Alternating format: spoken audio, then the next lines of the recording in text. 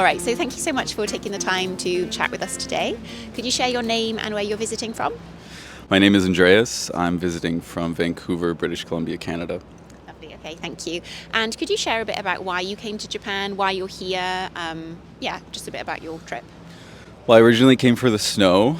I came with my family for the first 3 weeks, and we wanted to do a bit of skiing on the west coast of Canada recently. The seasons have been super hit or miss, and I've been hearing about Japanese snow my entire life. So we went to Furano out in Hokkaido, and it was the most fun I've ever had skiing, I think, in my life. It was raining snow all the time. The food was amazing. Everyone was super nice, and we stayed in this hotel. It's more like a spa. It was called La Vista, and it had this amazing onsen. I'd never been to an onsen before in my life, and now I'm not sure how I'm going to live without it because we don't have those back in Canada, and even if we did, it wouldn't be the same. But maybe it's just one of those things I'll have to come back for. Definitely, okay. Oh, that's so interesting. I'd love to know a bit more about the onsen and your perspective, because at least in British culture, we don't bathe naked in front of loads of other people. So could you share a bit about like how you felt?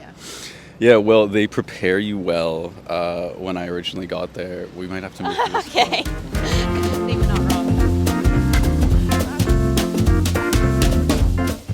Okay, sorry everyone, we were just about to be run over, but sorry, do continue talking about the onsen. Yes, the onsen. We don't have anything like that either in Canada. We don't typically bathe naked with each other after we reach, the age of 5 or so. Right. So it was a bit of a change for me. But luckily the hotel had a document prepared, had the 11 rules of the onsen. Okay. And not only that, it also had an animated series where they would explain the rules of the onsen to you and the faux pas, the mistakes you can make through some classic kabuki characters such as Benkei and Sekiroku. Okay. So I was very well prepared. I was still a little bit nervous because, I think it's quite a traditional thing, and I'm a foreigner, and I didn't want to make a mistake or make anyone feel uncomfortable or frustrated. So I did my best. I did all I could. I don't think I used the modesty towel properly, but we'll improve on that, and the next time will be better, I think. Okay, lovely. Yeah, I think you're right in that Japan has like quite unique ways of doing things, and there is a sort of pressure, I guess, as a foreigner to, you want to abide by the rules and do what is the right thing to do. Have you noticed any other little rules, like maybe unspoken rules, but things that you feel like you really wanted to follow whilst here? I don't have any specific examples, but it definitely feels like this culture runs on a lot of unwritten rules, and so I try to be as cognizant of that as I can. Specifically with body language, I think it's very easy to kind of insult someone by doing the wrong things. Maybe you're not bowing back, or maybe you cut someone off if you're just kind of ignorant of your surroundings and the people. I guess I'm a little self-conscious of that, so if anything, I probably try to avoid interaction rather than seek it, because I just don't want to come off as insulting or, like one of those bad foreigners that I think there's some protests about going on right now, so I just want to be cognizant of that. Yeah. I would say, though, just having lived here for so long, that I feel like paramount is respect, and so I think a lot of Japanese, when they see a foreigner, it's not that you have an excuse, but people are super lenient. Like the fact that, you're not sort of jumping around being wild and stuff is completely different to the fact that maybe you don't like bow deeply enough. Like I think it's understood. Yeah, and so I'm quiet on the trains, and I try to do my thing, and if I can educate anyone around me, then I'll do my best. But unfortunately, there are some people here that I just don't think really care. They're on a vacation, and in their minds, a vacation is I get to do whatever I want and have some bad behavior, and so that's a little embarrassing if you're getting lumped in with those folks, but I think all you can do is try to be respectful. But I totally agree, like anyone who I've actually had any kind of real conversation with, whether it's in my broken, slight Japanese or English, has been super welcoming and nice, so I'm slowly kind of getting a little more comfortable, which is good. Yeah. Do you feel like it's quite difficult to navigate around Japan, or the places that you've been with just English, or have you learned a bit of Japanese? Could you talk a bit about the language side of things here?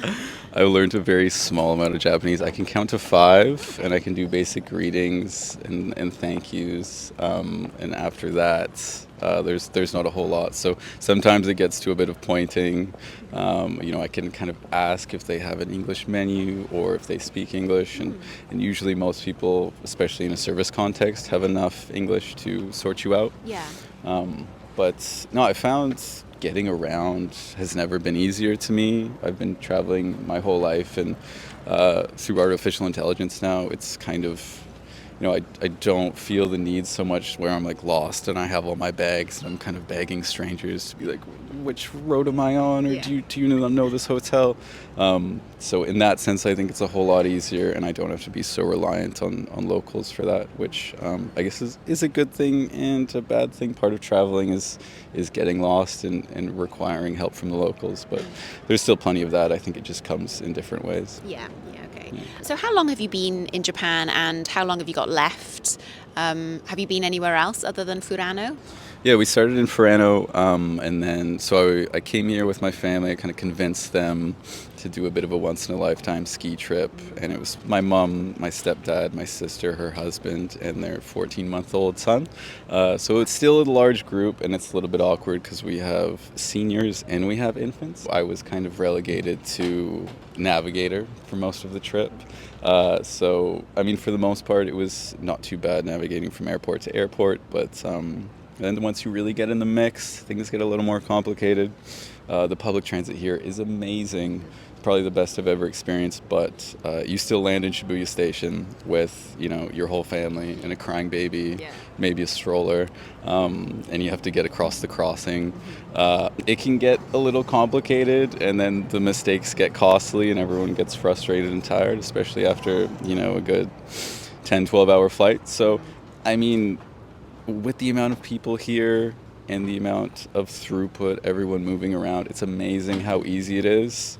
That being said, it did take me a few weeks before I kind of felt comfortable to just get an IC card and hop on a train and kind of figure out my own way around Tokyo, at least, and Osaka a bit.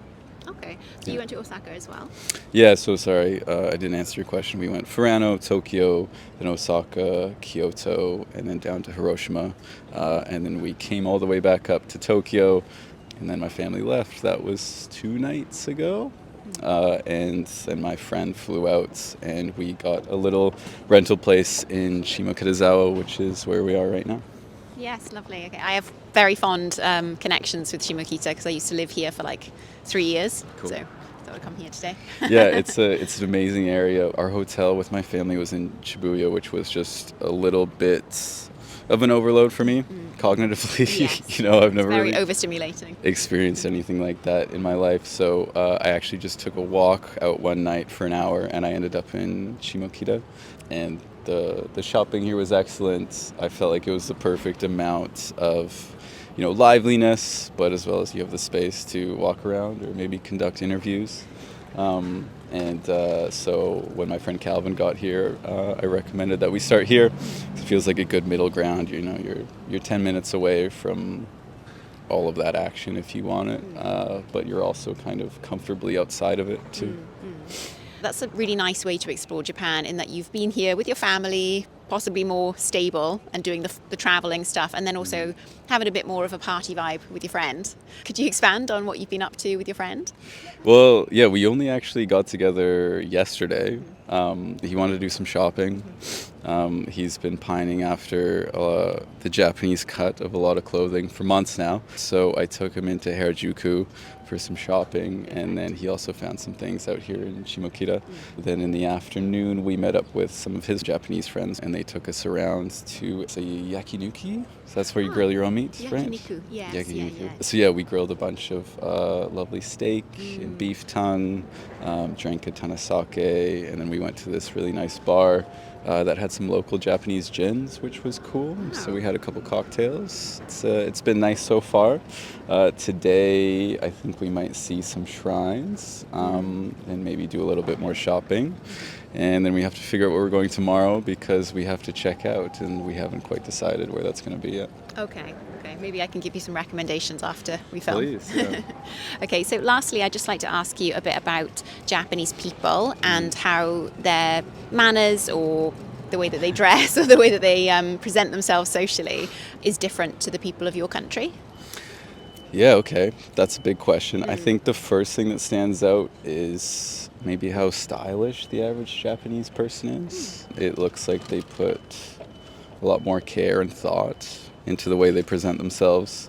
Obviously, the culture here is a little more formal in the business world, as far as I understand it. So you see a lot more formal clothing, but it also looks, relaxed in a way that one could wear it every single day, but also kind of retains that classic, beautiful aesthetic that it's known for. So I really liked that. A lot of their stuff kind of billows nicely and drapes really nicely, and that's personally what I've been after. How they present themselves. I mean, they're incredibly polite. For the most part, I'm interacting with people who are working, so either in restaurants or stores, and I think it's their culture to treat the customer very, very well, and so that really comes off, and it's just immense politeness, and they're really there for you. They wanna try and help you out with whatever you're looking for, and that's really nice. And with the locals I've interacted with outside of that context, I had a really nice guy teach me how to play pachinko. Oh, nice.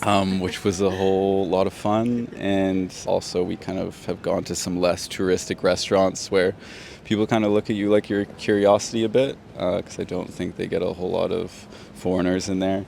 That's nice though, isn't it?